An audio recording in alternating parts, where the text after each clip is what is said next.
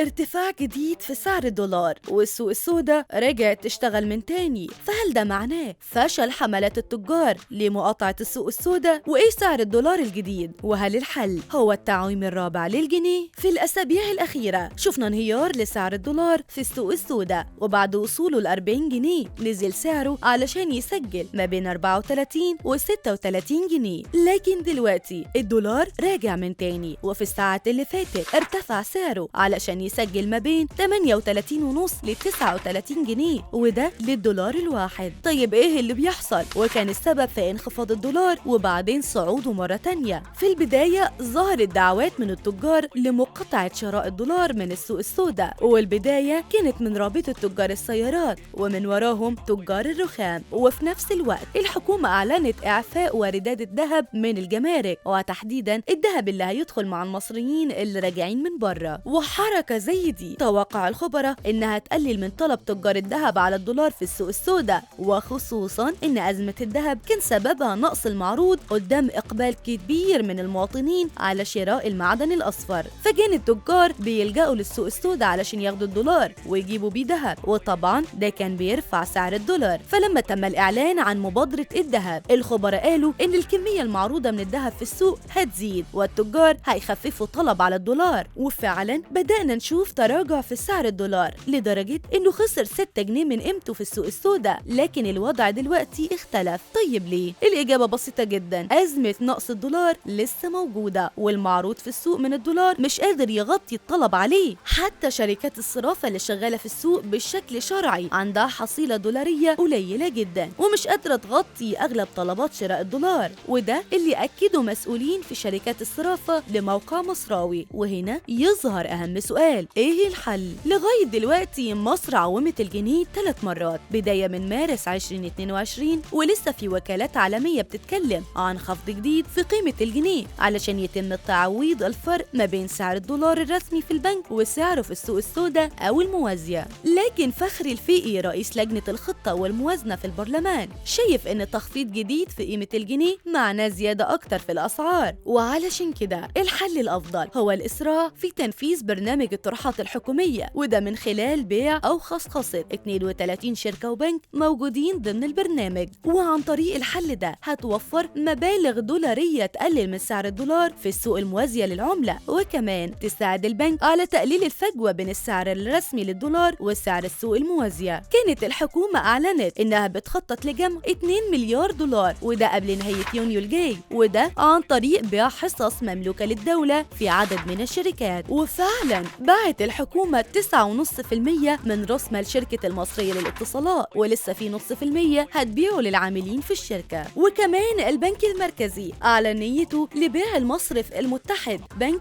باركليز كمستشار دولي لإنهاء صفقة التخارج. فهل الحكومة هتقدر تخرج من أزمة الدولار بدون تعويم جديد للجنيه ولا لا؟